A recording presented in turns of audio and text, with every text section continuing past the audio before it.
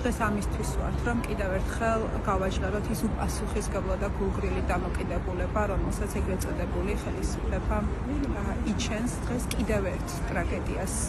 ტრაგედიის მომსწრეები გავხდით და ეს უკვე არ არის პირველი, ხო? ყოველდღიურად უკვე რაღაცნაირად თითქოს შეგვაგუეს ამ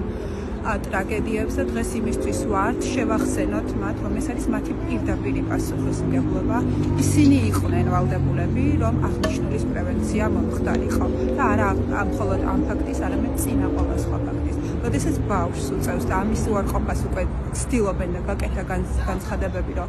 ბავშვი არ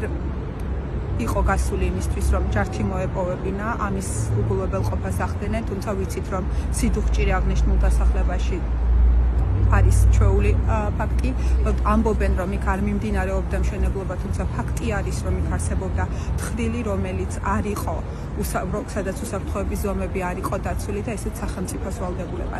მუნიციპალური სამსახურების ვალდებულება იყო, ის რომ შეეფასებინათ ბავშვის ოჯახების სოციალური მდგომარეობა და ასევე მუნიციპალიტეტის უსაფრთხოების სამსახურის ვალდებულება იყო, რომ არ არსებობდეს ქალაქში აღნიშნული